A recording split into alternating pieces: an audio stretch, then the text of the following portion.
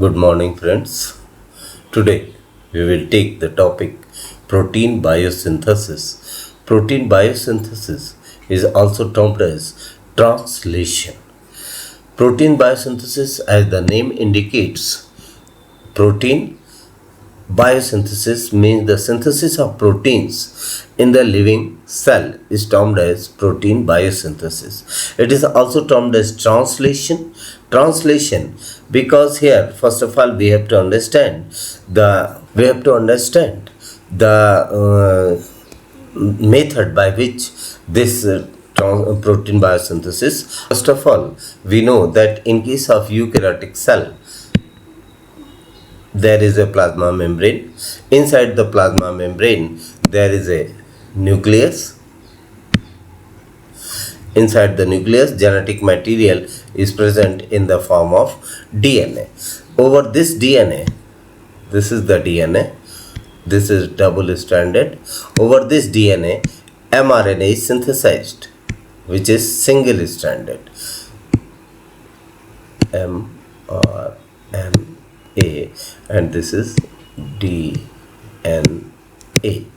Over DNA, this mRNA is synthesized. Both are made up of same chemical compounds, that is nucleic acid, which is made up of nucleotides. Both DNA and mRNA is made up of nucleic acid.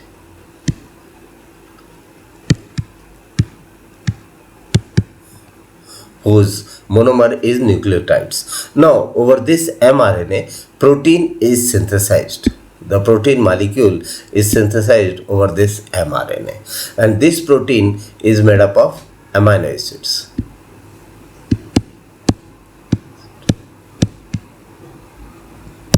So, कहना ये है कि DNA nucleotide से मिलकर के बना है, mRNA भी न्यूक्लियोटाइड से मिलकर के बना है, और कॉमनली इनको हम न्यूक्लिक एसिड कहते हैं, जबकि प्रोटीन अमाइनो एसिड से मिलकर बना है. तो mRNA जो कि न्यूक्लियोटाइड से बन के बना है, इस पे डिफरेंट न्यूक्लियोटाइड्स प्रेजेंट होंगे, एक के बाद एक ये न्यूक्लियोटाइड का सीक्वेंस होगा, और जो प्रोटीन होगा वो होगा अमाइनो एसिड का सीक्वेंस. डिफरेंट अमाइनो एसिड्स इस पे प्रेजेंट होंगे. तो इस तरीके से there is a change in language. जैसे सपोज कि कोई टेक्स्ट मटेरियल हिंदी में दे रखा है, अब आप उसको दूसरे लैंग्वेज में इंग्लिश में ट्रांसफ़र करते हैं, तो उस प्रोसेस को हम क्या बोलते हैं? ट्रांसलेशन. या इंग्लिश से हिंदी में आप ट्रांसफ़र करते हैं तो भी हम उसको बोलेंगे ट्रांसलेशन. उसी तरीके से यहाँ पे केमिकल नेचर कंपाउंड्स का बदल रहा है, न्यूक्लिक एसिड से अमाइनो एसिड के फॉर्म में ये कन्वर्ट हो रहा है. That's why this process of synthesis of protein over mRNA is termed as translation. तो ये कारण हुआ कि हम इसको बोलते हैं translation process. Protein biosynthesis is also termed as translation. Now first of all we see that how we can define the process of protein synthesis. So this is the definition of protein synthesis. Protein synthesis can be defined as ribosome mediated assembly of a polypeptide.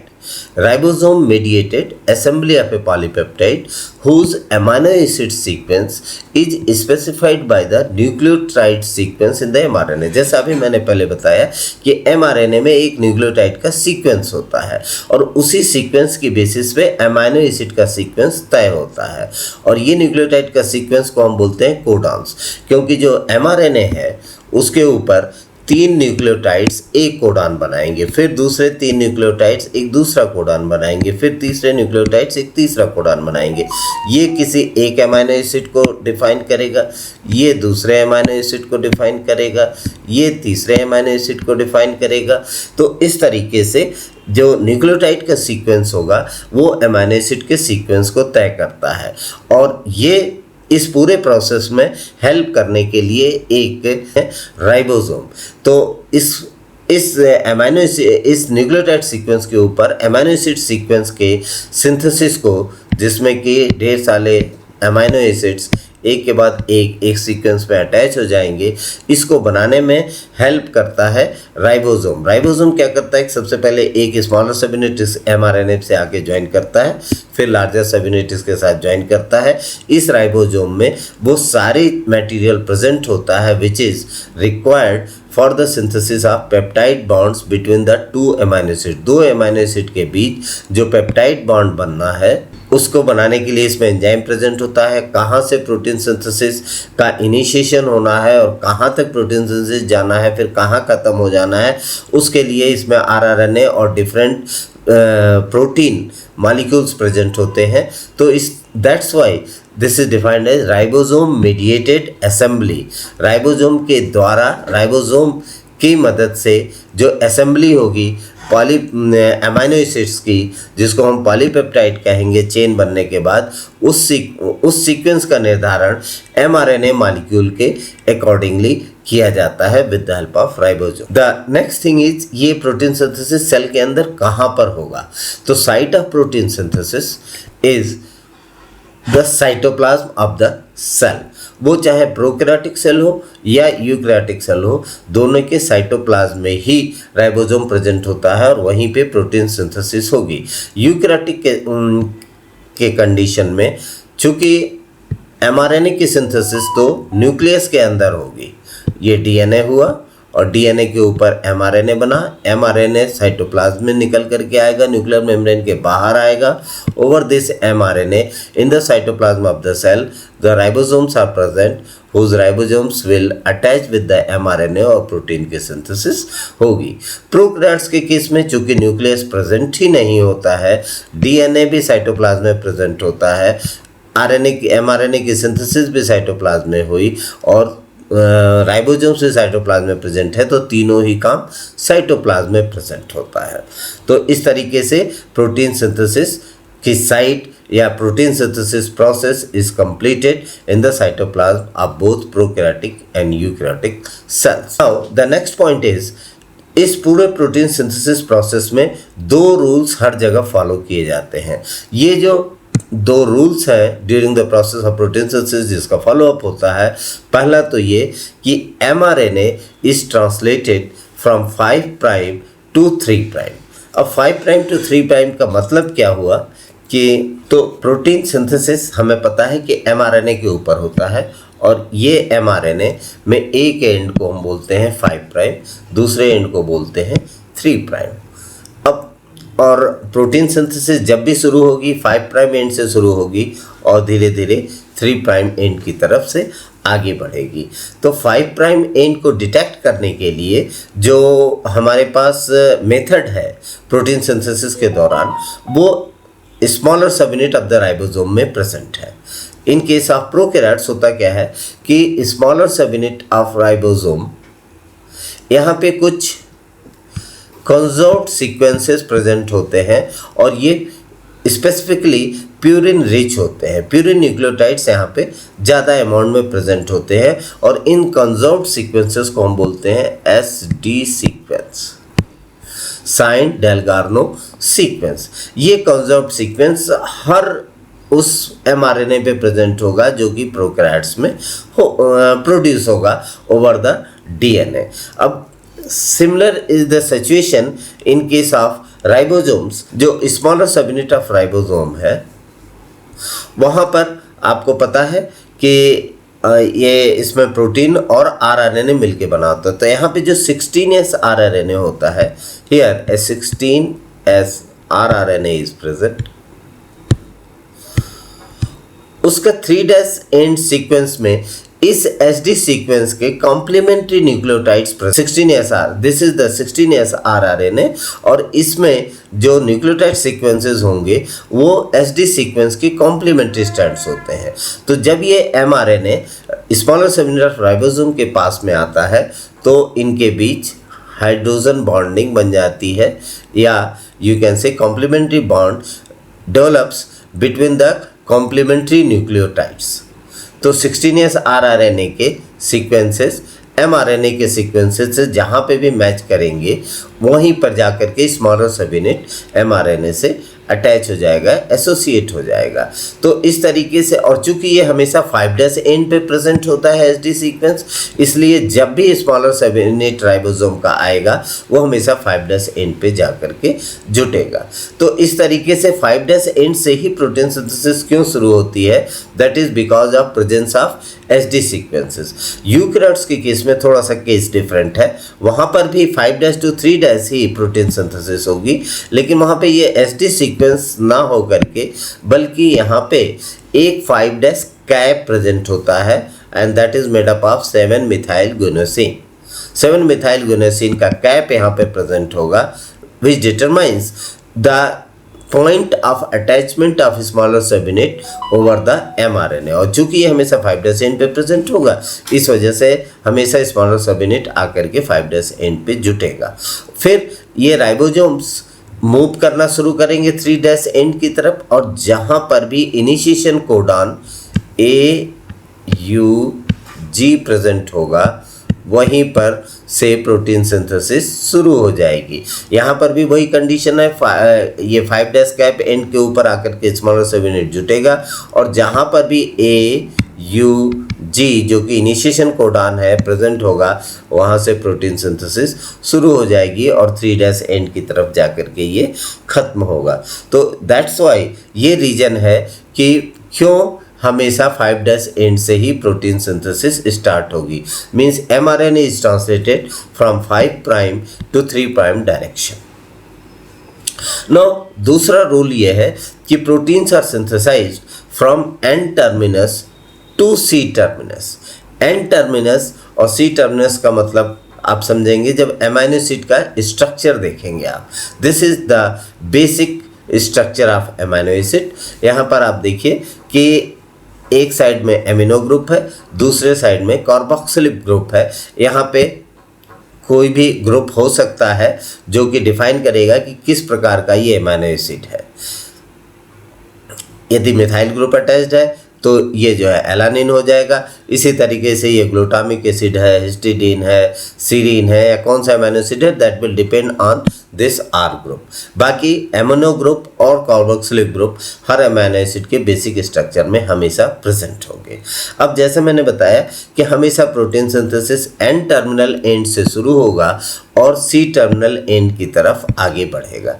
ऐसा इसलिए होता है कि N terminal and पर जाकर के prokaryotes के case में एक फॉर्माइल ग्रुप जाकर के जुट जाता है।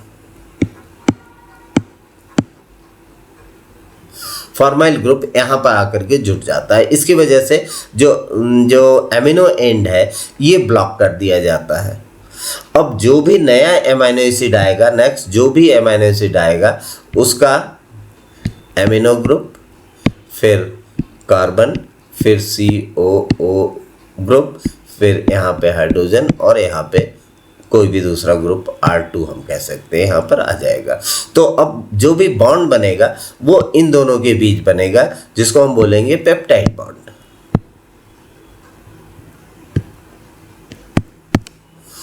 तो इस तरीके से एक अमीनो एसिड से दूसरे अमीनो एसिड के बीच COH NH2 ग्रुप के बीच में बॉन्ड बना, फिर तीसरा अमीनो एसिड आएगा तो वो यहाँ से बनेगा।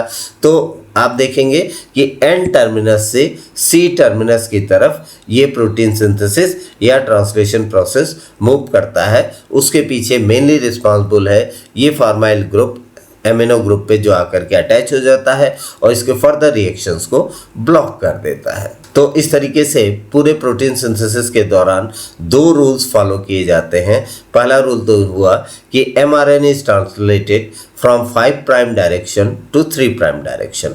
दूसरा रूल ये फॉलो किया जाता है कि जब protein is synthesized from N terminus end of the amino acid towards the C terminus end, मतलब नेक्स्ट अमीनो एसिड हमेशा C टर्मिनस एंड पर आकर के जुटेगा। अब हम ये जानेंगे कि कौन कौन सी बेसिक रॉ मटेरियल्स की रिक्वायरमेंट होगी कि protein synthesis can start. Means cellular apparatus required for the process of protein synthesis. Protein synthesis के लिए सेल के अंदर क्या क्या होना आवश्यक है, तो उसमें लगभग ये 10 चीज़ें, मेन जो 10 चीज़ें हैं उसकी मैंने लिस्ट बना दी है।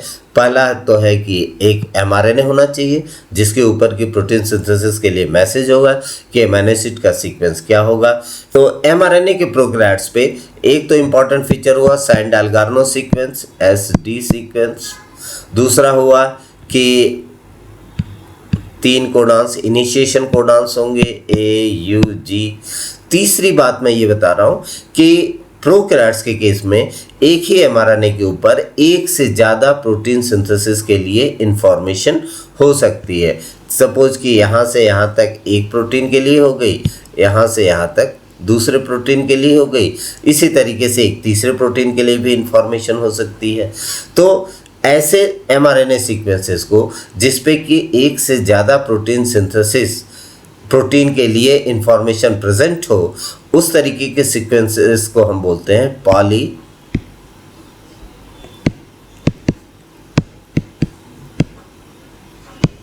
पॉलीसिस्टर्निक mRNA।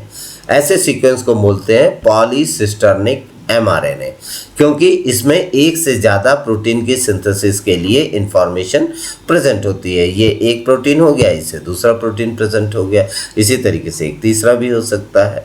तो इस तरीके के सीक्वेंसेस जनरली प्रोकैरियोट्स में मिलते हैं। यूकैरियोट्स के केस में जो mRNA मिलेगा आपको, उसमें यहाँ पर एक 5 कैप प्रेजेंट होगा। This is the cap. Cap के आगे जब स्मॉलर 7 राइबोसोम बढ़ेगा तो यहाँ पर एक इनिशिएशन कोडॉन मिलेगा विच इज़ AUG जो मिथ्योनिन को डिजिग्नेट करेगा। तो यहाँ से फिर प्रोटीन सिंथेसिस होगी। लेकिन यूकैरियोटिक mRNA पे एक mRNA में एक ही प्रोटीन के लिए इंफॉर्मेशन प्रेजेंट होती है। तो प्रकार के mRNA को हम बोलते हैं मोनोसिस्टर्निक mRNA। Monocisternic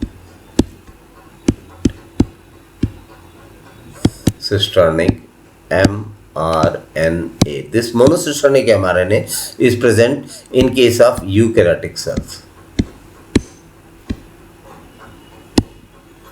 यूकैरियोट्स में मोनोसिस्टर्निक mRNA मिलेगा। तो ये तो ही कुछ basic properties of mRNA।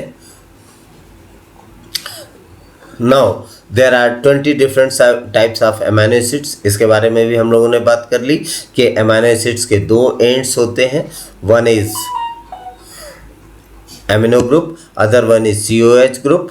Amino group हमेशा वन एंड तय करता है और नया अमीनो एसिड हमेशा कार्बोक्सिलिक ग्रुप के पास जा करके ज्वाइन करेगा। इस तरीके से एक के बाद एक अमीनो एसिड्स ज्वाइन करते चले जाएंगे और अमीनो एसिड्स डिफरेंट हो सकते हैं। There are 20 different types of amino acids present in the nature और उसमें से कोई भी amino acid according to codon sequences present over the mRNA आकर के जुटेगा।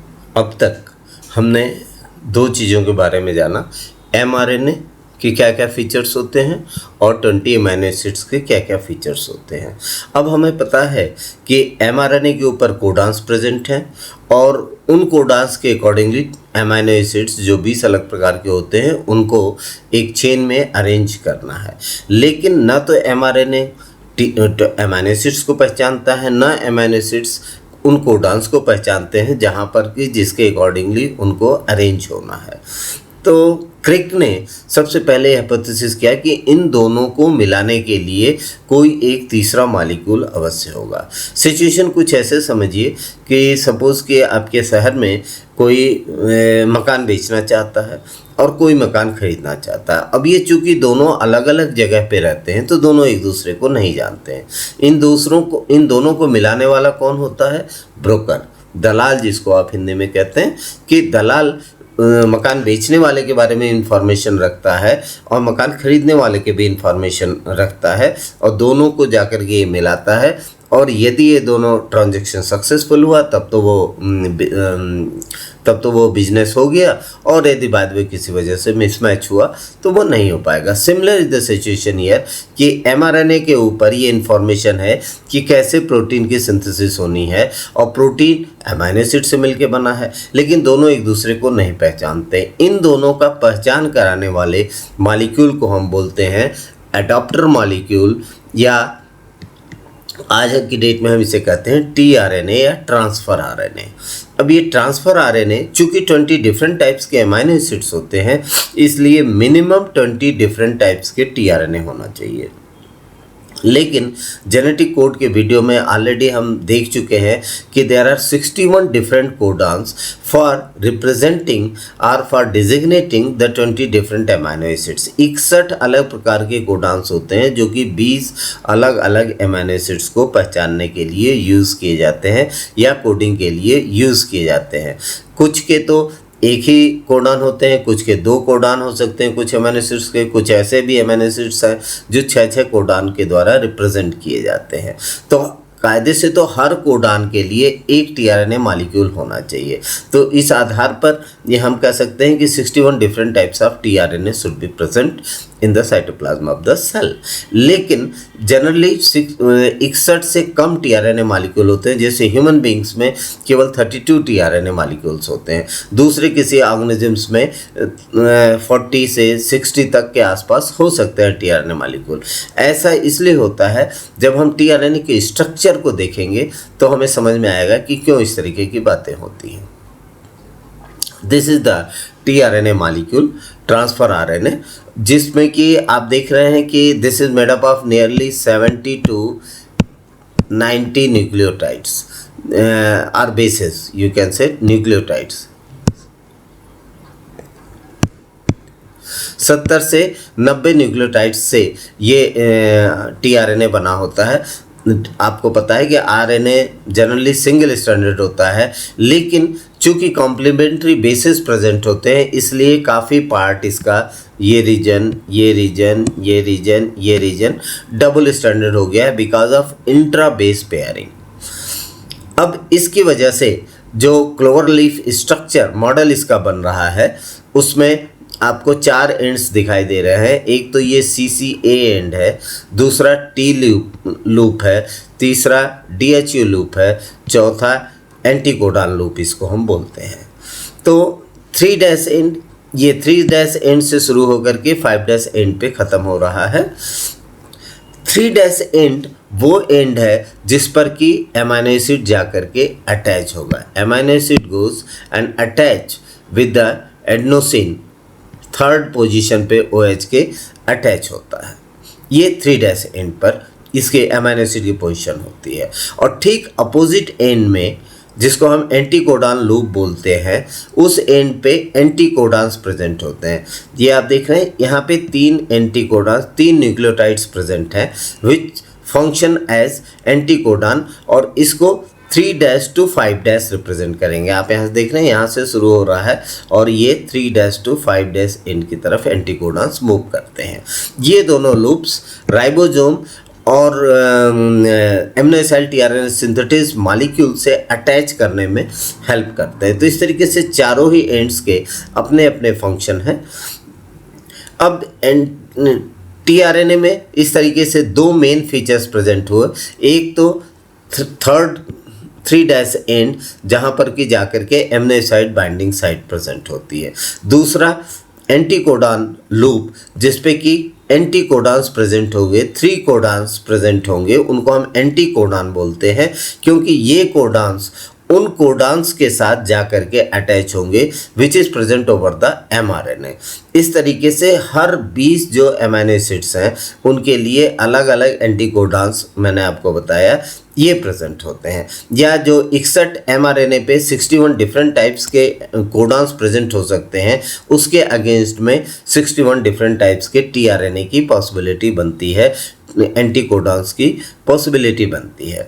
तो उस कोडान mRNA पे जो कोडान प्रेजेंट है उसको डिटरमाइन करने के लिए एंटीकोडान लूप पे एंटीकोडान्स प्रेजेंट होते हैं इस टीआरएनए के ऊपर, और उसके अकॉर्डिंगली जैसा एंटीकोडान प्रेजेंट होगा उसी के अकॉर्डिंगली अमीनो एसिड जा करके यहाँ अटैच होगा। ऐसा नहीं कि कोई भी अमीनो एसिड इस एंड पे जाके अटैच होगा, जैसा एंटीकोडान यहाँ पे प्रेजेंट होगा। सपोज एलानिन के लिए जो कोडान है mRNA पे जो मैसेजिंग होगी उस पे कोडान्स जो प्रेजेंट होंगे वो होगा GCC, अब ये 5' एंड होगा इसका और ये 3' एंड होगा। तो जो एंटी कोडॉन पे जो न्यूक्लियोटाइड्स प्रेजेंट होंगे इसको डिटेक्ट करने के लिए वो होंगे G, G, C। तो ये हो गया एंटी कोडॉन और इसको हम रीड करेंगे 3' एंड टू 5' एंड। ये जो जब एक बार कोडॉन और एंटी कोडॉन की मैचिंग हो गई तो ये कोडॉन और एंटी कोडॉन इस तरीके से एक दूसरे को पहचान लेते हैं और चूंकि एंटी कोडॉन के अकॉर्डिंगली ही अमीनो एसिड यहाँ पर अटैच्ड है, इस तरह से करेक्ट अमीनो एसिड की सीक्वेंसिंग ट्रांसफर आरएनए के द्वारा होने लगती है। अब हम आते हैं कि क्यों number of tRNA is less than the number of codons present over the mRNA. तो वो ऐसा इसलिए होता है कि क्रिक ने कहा कि प्रोबेबली फर्स्ट 2 कोडॉन्स जो एमआरएनए पे प्रेजेंट है 5' to 3' डायरेक्शन में, इनका एक्यूरेट होना जरूरी है, इन दोनों की बॉन्डिंग एग्जैक्ट होनी जरूरी होती है। थर्ड कोडॉन की इम्पोर्टेंस थोड़ी सी कम होती है, तो इस वजह से ये फ्लेक्सिबिलिटी इसमें मिल जाती है कि सपोज कि यहाँ पर GCC की जगह G है। अब ये G है तो ये C को भी रिकॉग्नाइज कर सकता है और U को भी रिकॉग्नाइज कर लेता है। इसी तरीके से यदि यहाँ पर U है तो U can recognise both A and G, वो A और G को एक ही तरीके से रीड करेगा।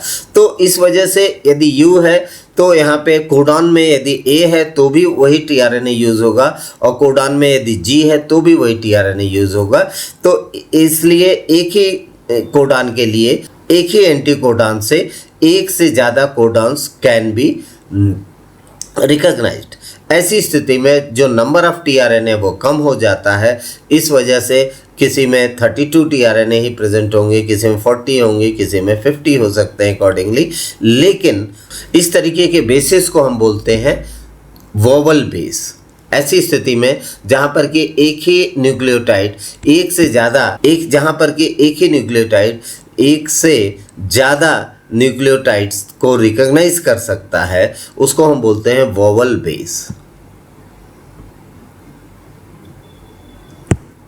Vowel base. तो इस तरीके से G can recognise or you can say associate with C and U can associate with A or G।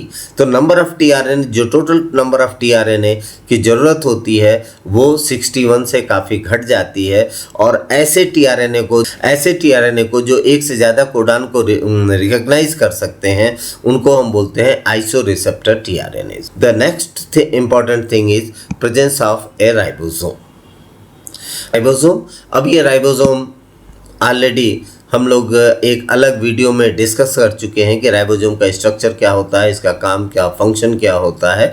थोड़ा सा यहाँ पे बता दूं कि ribosomes are made of proteins and rRNA, और ये एक तो मेन इसका काम है to provide the scaffold. Scaffold means ये एक स्ट्रक्चर बेस बनाता है जहाँ पर कि protein synthesis can take place easily. दूसरा काम होता है कि ये उस साइट को रिकॉग्नाइज करता है एमआरएनए पे कि जहाँ से कि प्रोटीन के सिंथेसिस को शुरू होना है।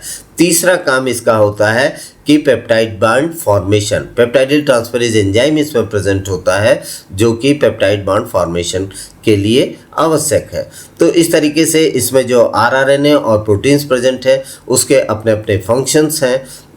लेकिन थोड़ा सा राइबोसोम स्ट्रक्चर के बारे में यहाँ पे हमको ये जानना जरूरी है कि राइबोसोम में इसके अलावा जो मैं स्ट्रक्चरल स्कैफोल्ड के बारे में बात कर रहा हूँ वो मेनली इससे संबंधित है कि इस पे 3 साइट्स प्रेजेंट होती हैं, A site, P site, E site. A site means aminoacyl site, aminoacyl site, और P site means peptidyl site,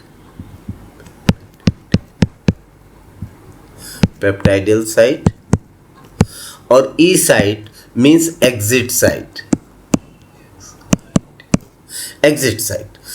aminoacyl site means वो जगह जहां पर कि अमीनो एसिड्स टीआरएनए के ऊपर अटैच होकर के आएंगे। हर बार एक नया अमीनो एसिड ए साइट के थ्रू एंटर करेगा।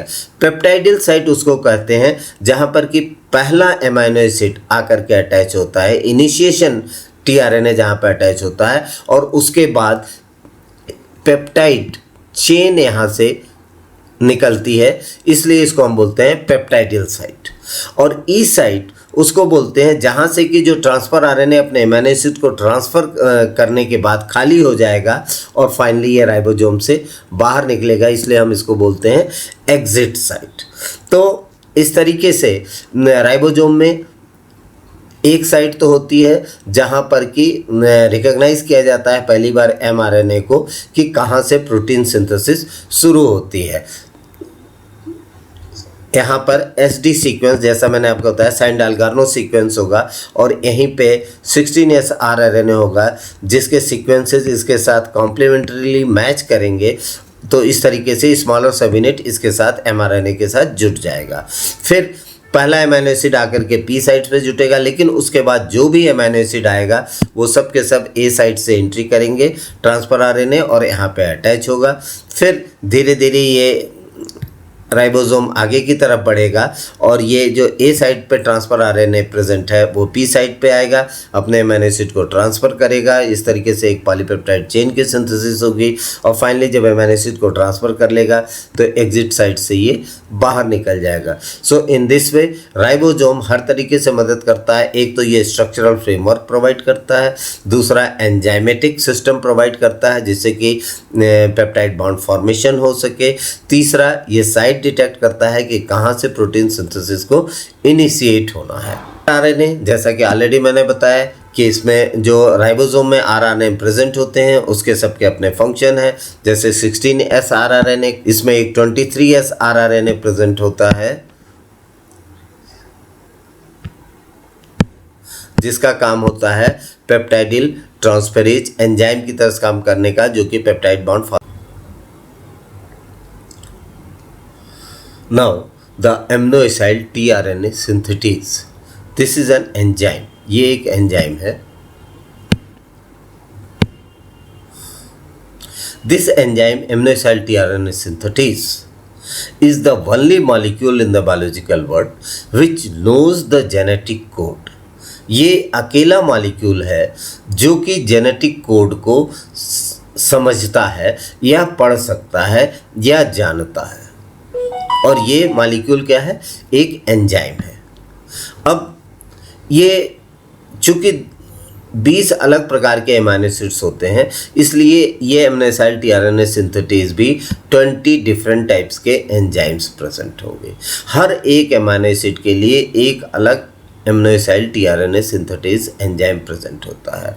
अब जैसे मैंने बताया कि ये अकेला मॉलिक्यूल है जो कि जेनेटिक कोड को जानता है। इसको समझने के लिए आपको इसके स्ट्रक्चर को जानना होगा कि कैसे ये अमीनो एसिड को पहचानता है और करेक्ट टीआरएनए को पहचानता है और उसको जोड़ता है। इसका काम ये होता है अमीनो एसिड टीआरएनए सिंथेटेज का कि ट्रांसफ़र आरएनए और अमीनो एसिड को एक के बीच बॉन्ड बनाता है, जिसकी वजह से कि transfer RNA correct amino acid को आप देख रहे हैं कि अमीनो एसिड टीआरएनए सिंथेटेज, इसमें कुछ साइट्स प्रेजेंट होते हैं।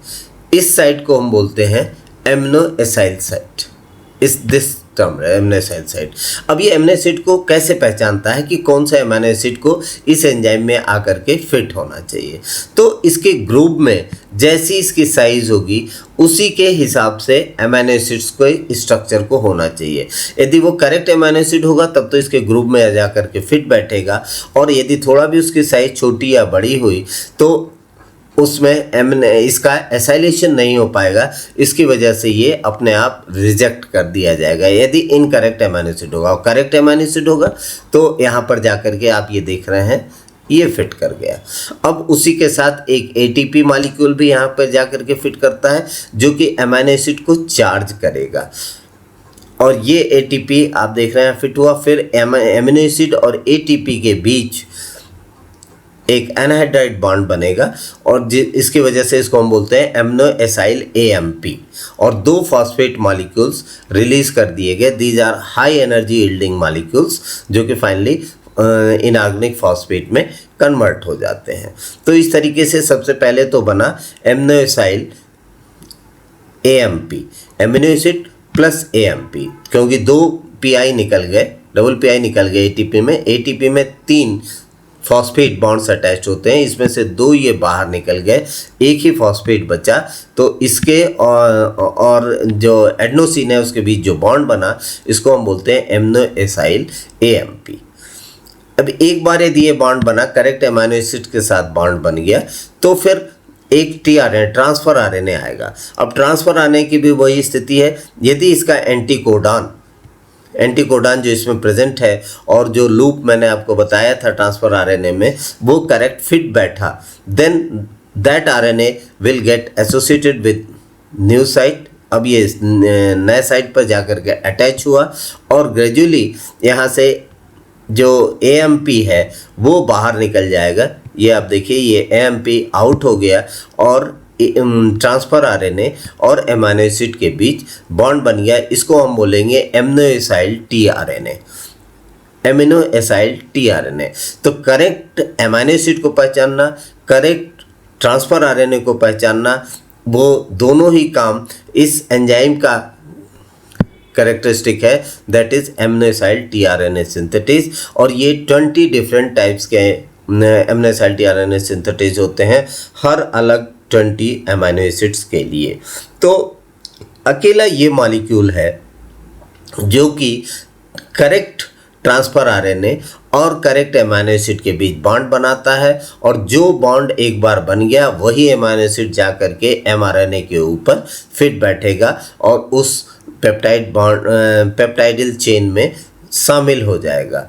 इसलिए हम इसको बोलते हैं कि amino acyl tRNA synthetase is the only molecule who knows the genetic code. अब नेक्स्ट जो इम्पॉर्टेंट स्ट्रक्चर है which is required at the time of protein synthesis is initiation factors. ये 7वां इनिशिएशन फैक्टर्स मीन्स ये कुछ proteins हैं which are necessary for initiating the process of protein synthesis. Protein synthesis के process को शुरू होने के लिए आवश्यक है। तो प्रोकैरियोट्स में जो प्रोटीन्स इंपॉर्टेंट हैं वो है IF1, IF2, IF3। इसमें से IF1 और IF3 सबसे पहले जाकर के स्मॉलर सबयूनिट ऑफ राइबोसोम से जुड़ते हैं और फाइनली IF2 आता है और पूरा इनिशिएशन कॉम्प्लेक्स कंप्लीट होता है स्मॉलर सबयूनिट में। उसके बाद प्रोटीन सिंथेसिस तब शुरू होगी जब लार्जर सबयूनिट भी आकर के इसके साथ जुड़ जाएगा। इसी तरीके से यूकैरियोटिक सेल्स में प्रोटीन सिंथेसिस के लिए जो इनिशिएशन फैक्टर्स रिक्वायर्ड हैं वो EIF1 means eukaryotic initiation factor 1, eukaryotic initiation factor 2, eukaryotic initiation factor 3, eukaryotic initiation factor 4, 5 and 6। तो ये इनिशिएशन फैक्टर्स यूकैरियोट्स के केस में रिक्वायर्ड हैं और IF1, IF2, IF3 प्रोकैरियोट्स के केस में रिक्वायर्ड है। ये इनिशिएशन कॉम्प्लेक्स बनाते हैं just at the beginning of the process of protein synthesis. अब एक बार प्रोटीन सिंथेसिस शुरू हो गई तो कुछ दूसरे फैक्टर्स की रिक्वायरमेंट होती है, वो है EFTU, EFTS और EFG। Elongation factor TU, elongation factor TS, elongation factor G। इसी तरीके से यूकैरियोट्स के केस में 2 एलोंगेशन फैक्टर्स होते हैं, एलोंगेशन फैक्टर 1 और एलोंगेशन फैक्टर 2। EFTU का काम है कि इस एक ट्रांसफर RNA को करेक्ट टाइम पे पकड़ करके ले करके आना, पहुंचाना आप कह सकते हैं at the site of protein synthesis. और EFTU को रीजनरेट में हेल्प करता है, जबकि एलोंगेशन फैक्टर G हेल्प करता है in the translocation of ribosome. जब एक अमीनो एसिड जाकर के अटैच हो जाता है उसके बाद एक पेप्टाइड बॉन्ड फॉर्मेशन के बाद राइबोसोम को एक कोडॉन आगे बढ़ाने में हेल्प करता है। जब इस तरीके से एलोंगेशन प्रोसेस कंप्लीट हो जाएगा then release factors are required. Stop codons जहाँ पर पहुँचेंगे वहाँ पर उन स्टॉप कोडॉन्स को रिकॉग्नाइज करने के लिए अब कोई ट्रांसफर RNA के पास इंफॉर्मेशन नहीं होती है। In that case release factors come into play, और ये रिलीज फैक्टर्स प्रोकैरियोट्स के केस में release factor 1, RF1, RF2, RF3, 3 release factors होते हैं जो कि स्टॉप कोडॉन को रिकॉग्नाइज करते हैं। स्टॉप कोडॉन को रिकॉग्नाइज करने के लिए कोई ट्रांसफर आरएनए टीआरएनए नहीं होता है। इसी तरीके से यूकैरियोट्स के केस में ERF1 eukaryotic release factor 1, eukaryotic release factor 3 होता है। तो इस तरीके से स्टॉप रोकने का काम प्रोटीन सिंथेसिस का ये रिलीज फैक्टर करते हैं।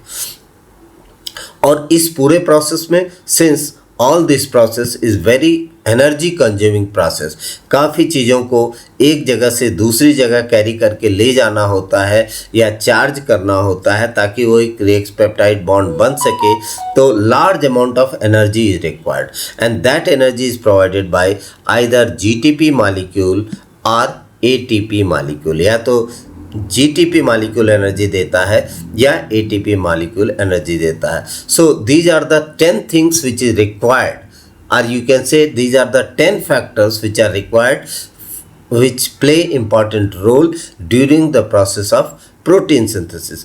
अब ये सारे फैक्टर्स कैसे रोल प्ले करेंगे और कैसे प्रोटीन चेन बनेगी, शुरू होगी, बनेगी और ख़त्म होगी, उसके बारे में हम नेक्स्ट वीडियो में पढ़ेंगे। इस वीडियो में मैंने सिर्फ उन मॉलिक्यूल्स के बारे में डिस्कशन किया है which are required at the time of protein synthesis. तो वो मॉलिक्यूल्स हैं mRNA, 20 अलग प्रकार के अमीनो एसिड्स, ट्रांसफर आरएनए, ये भी एटलीस्ट 20 डिफरेंट टाइप्स के टीआरएनए होंगे। इनको एडाप्टर मॉलिक्यूल्स भी बोलते हैं। इनका काम होता है कि इन पे एंटीकोडॉन प्रेजेंट होता है, उसके अकॉर्डिंगली वो अमीनो एसिड आकर के ज्वाइन करेगा और अमीनो एसिड को ये लेकर के एमआरएनए के पास लेके जाएंगे। राइबोसोम वो मशीनरी प्रोवाइड करता है जहाँ पर कि प्रोटीन सिंथेसिस हो सके। ये एंजाइम भी देता है, ये वो फ्रेमवर्क भी देता है ताकि वो मशीनरी फिट हो सके, और उन फैक्टर्स को भी देता है which are required during the process of protein synthesis. RRNA यहाँ पे मैंने आपको बताया एंजाइम का काम करता है, इसको इसलिए हम इसको राइबोसोम भी बोलते हैं। 23S आरआरएनए को हम राइबोजाइम भी बोलते हैं। एमिनो एसिड टीआरएनए सिंथेटेज ये फिर ऐसा मॉलिक्यूल है, ऐसा एंजाइम है which knows the genetic code. यदि ये नहीं होता तो प्रोटीन सिंथेसिस इतनी एक्यूरेसी के साथ पॉसिबल नहीं था। इनिशिएशन फैक्टर्स वो फैक्टर्स हैं जो कि प्रोटीन सिंथेसिस के इनिशिएशन में मदद करते हैं। एलोंगेशन फैक्टर्स वो फैक्टर्स हैं जो कि प्रोटीन सिंथेसिस पेप्टाइड चेन के एलोंगेशन में, मींस कैसे नए नए अमीनो एसिड्स आकर के पेप्टाइड चेन में जुड़ते चले जाएंगे, उनमें ये हेल्प करते हैं। रिलीज फैक्टर्स वो है जो कि डिटरमाइन करता है कि कहाँ पर अब प्रोटीन सिंथेसिस के प्रोसेस को कंप्लीट करना है और पॉलीपेप्टाइड चेन को अब राइबोसोम से अलग करना है। GTP, ATP are the molecules which provide energy during the whole process of protein synthesis. Next video में हम इन सारे फैक्टर्स को कैसे ये एक साथ प्रोटीन सिंथेसिस में रोल प्ले करते हैं उनके बारे में देखेंगे। Thank you.